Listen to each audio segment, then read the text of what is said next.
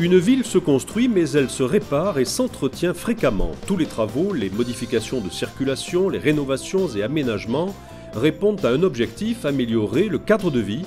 L'un des chantiers les plus importants cette année, la rénovation de l'avenue Henri Jaubert. Une vraie réussite lorsque l'on entend dire par les riverains que c'est l'une des plus belles avenues de Digne. Bien entendu, d'autres travaux ont été réalisés en 2013. En voici un florilège.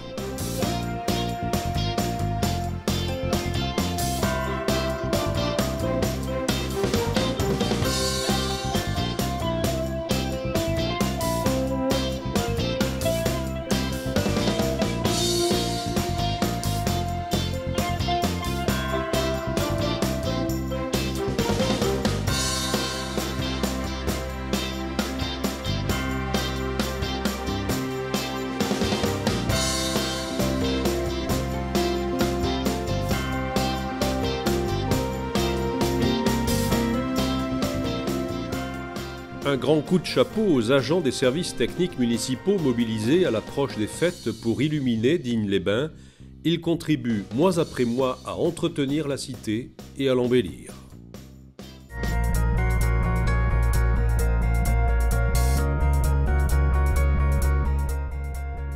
Dans le centre ancien, la municipalité a engagé une action globale pour redonner une attractivité propice à une meilleure qualité de vie. Dès 2010, l'OPA-RU a installé ses bureaux en cœur de ville pour accueillir des propriétaires réticents. Ce sont aujourd'hui 86 logements qui sont rénovés grâce aux aides financières de l'ANA, de la région et de la ville. Parallèlement à l'OPA, la ville apporte des subventions complémentaires pour le ravalement des façades. Entre 2011 et 2013, 24 façades ont ainsi été concernées. Depuis plus d'un an, pour des raisons de conformité et de sécurité, EDF et GDF changent l'intégralité des réseaux, une opportunité pour la ville de remettre aux normes le pluvial et les prises d'eau potable. Pour finaliser les travaux, plutôt que de reboucher une dalle de béton de plus de 30 ans et cassée en plusieurs endroits, le choix a été fait de faire un nouveau revêtement au sol.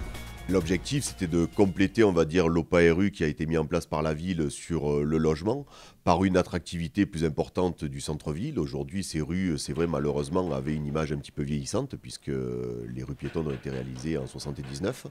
Donc, il fallait un petit peu redynamiser, améliorer et embellir ce secteur. Alors, c'est sûr qu'il y a eu pas mal de nuisances, mais le but, c'est que pour l'été 2014, nous arrivions à un chantier fini. On est très content qu'on nous refasse toutes les rues, là. Ça serait bien de retravailler un peu plus. On aimerait travailler un peu plus, en fait.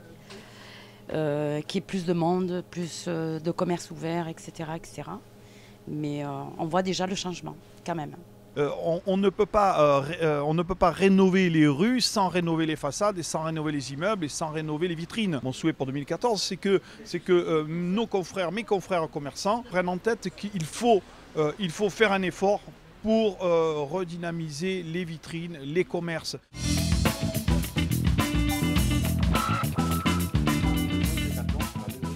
Depuis le 1er septembre 2009, la gestion de l'eau et de l'assainissement est municipale. La Régie dignoise des eaux a récupéré un réseau vieillissant de plus de 100 ans. Sa priorité, rénover et améliorer le réseau d'eau potable et d'assainissement. Depuis, nous travaillons à réparer ces ouvrages.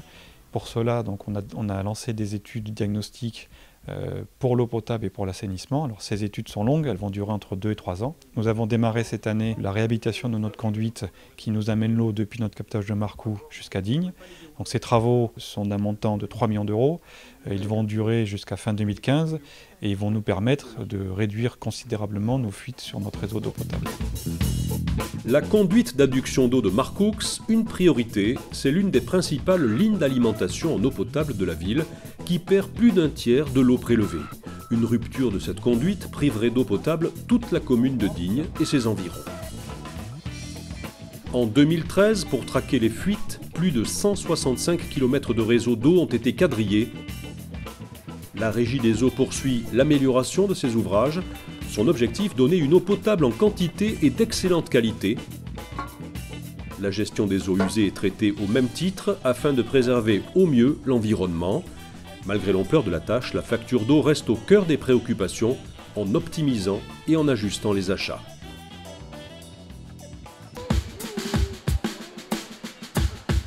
Plus d'un Dignois sur 4 est âgé de plus de 60 ans et les plus de 75 ans représentent 11% de la population communale. Tout au long de l'année, le Centre communal d'action sociale est attentif au bien-être des seniors et propose des aides et des services adaptés. Il organise avec ses partenaires des actions de prévention pour sensibiliser et prévenir les risques liés au vieillissement. Nous nous sommes intéressés à la journée Seniors Restez Mobiles. Il est indispensable aujourd'hui de maintenir un niveau de mobilité pour les seniors. Donc, rappelez un petit peu qu'on a passé notre permis de conduire il y a quelques années, que la réglementation ne s'est pas arrêtée le jour où on a passé notre permis de conduire. Au programme, un rappel d'information du code de la route, une actualisation des connaissances et pour les plus courageux, un test de conduite. Alors les autres ils vont croire que je vais là. Non, il n'y a pas de clignotant, c'est qu'on va tout droit. Et maintenant je le mets. Maintenant oui. Si vous le mettez à droite, ils vont croire que justement on va là-bas. Si vous le mettez à gauche, ils vont croire qu'on va au palais. Bon, lâchez. Il ne faut pas lâcher le volant quand même. Et pour l'instant. J'ai mon permis depuis 1972 et j'ai jamais passé de stage de conduite autre que celui-là depuis mon permis de conduire et ça permet de se remettre en cause. Les participants ont eu droit aussi à des ateliers pour tester leur vision et leurs réflexes afin de repartir à pied, en vélo ou en voiture avec plus de sécurité. T'es attaché derrière, Dani? Je suis attaché, Paulette.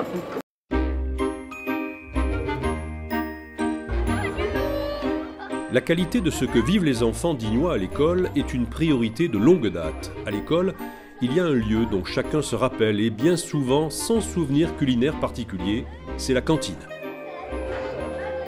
Alors nous sommes allés enquêter pour savoir ce qui se trouve dans les assiettes des enfants. Direction la cuisine centrale. Dès 6 h du matin, les cuisiniers sont à pied d'œuvre. Ils doivent préparer chaque jour près de 850 repas. Nous faisons de la restauration collective, bien évidemment, mais nous essayons d'apporter le petit plus et notre professionnalisme en essayant d'élaborer nos plats de la façon la plus traditionnelle possible, comme si on était dans un restaurant traditionnel. La restauration scolaire à Digne-les-Bains se positionne comme l'un des moteurs de l'économie locale. Elle s'approvisionne en circuits courts et en produits locaux, tous de qualité, avec une attention toute particulière à la sensibilisation au goût. Donc j'ai deux fonctions particulières au restaurant scolaire. La première, ça va être le contrôle de l'hygiène. Donc je vais contrôler l'hygiène de la réception du produit brut jusqu'à la consommation par les enfants. Et le deuxième, c'est l'élaboration des menus. Donc les menus sont élaborés en fonction de la législation, mais aussi des goûts, des habitudes, des traditions un petit peu de la région. Pour aller au bout de l'enquête, nous avons mangé le même repas que les enfants et franchement, c'était vraiment bon.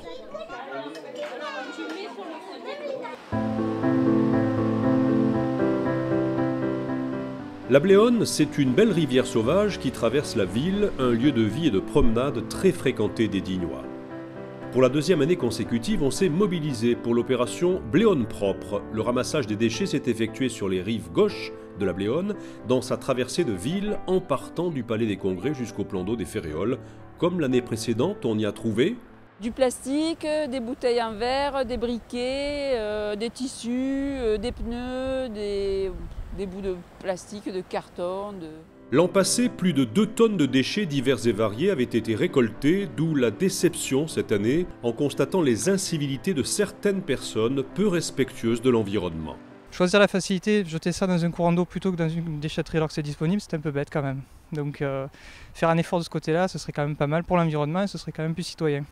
Un constat néanmoins, il est nécessaire de mettre en place des poubelles et des panneaux d'information sur les lieux les plus fréquentés, comme la gare routière, le City Park et le stade. Un grand merci à tous les bénévoles qui ont encore récolté plus de 2 tonnes de déchets cette année.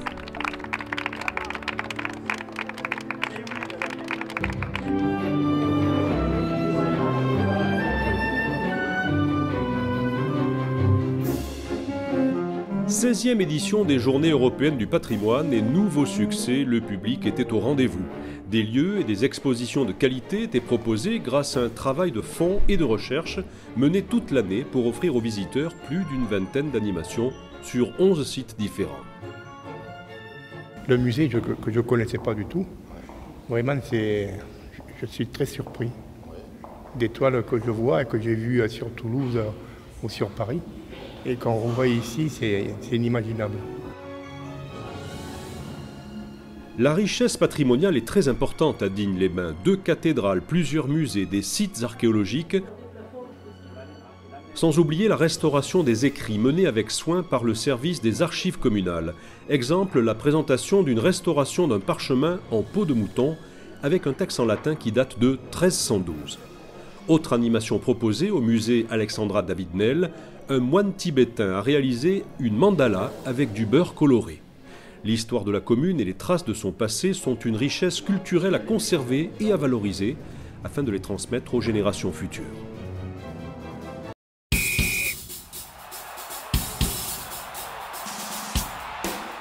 « 170 sportives et sportifs de tout niveau, dirigeants, bénévoles, ont été récompensés le 15 mars dernier au Palais des Congrès. Avec plus de 7700 licenciés et 70 clubs, Digne-les-Bains est une ville sportive qui tient à garder ce statut et à valoriser les valeurs du sport. Zoom sur 2 événements sportifs en 2013, le semi-marathon des Ammonites et la 6e édition du triathlon au plan d'eau des Ferréoles, élu manifestation de l'année 2012. Retour sur une édition disparue depuis 11 ans, le semi-marathon des Ammonites, une épreuve sportive et culturelle à l'occasion du centenaire de la route de Barle. 500 concurrents ont découvert sur 21 km 500, au cœur de la réserve naturelle géologique, des paysages fabuleux et l'histoire de la route de Barle. L'équipe de l'Athletic Club de Digne-les-Bains et les bénévoles qui ont participé à cette aventure peuvent être fiers d'avoir relancé avec succès cette course.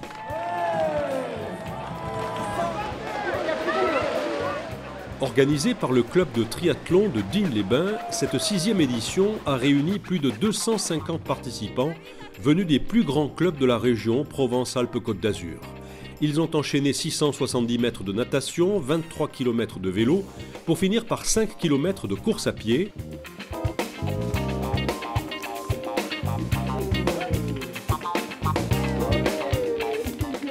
À noter la participation de triathlètes du club japonais de Kamaishi, qui mènent une action caritative partout dans le monde pour recueillir des fonds pour Kamaishi et pour les villes dévastées par le tsunami de 2011.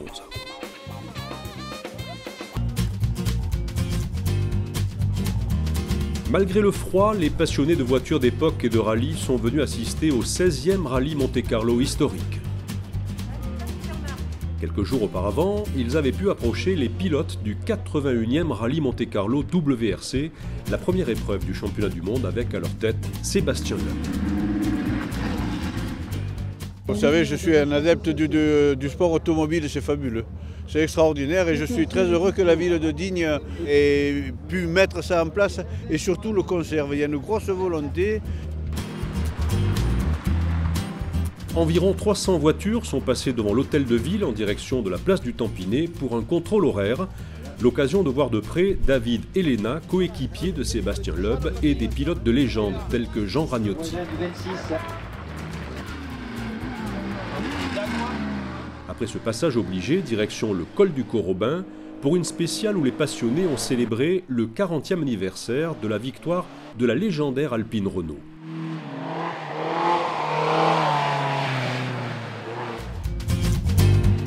Tout au long de l'année, les événements et les diverses animations organisées contribuent à la notoriété de la ville et participent à un effort économique important. Un constat, des manifestations devenues des références dans la région avec un public et des touristes de plus en plus nombreux.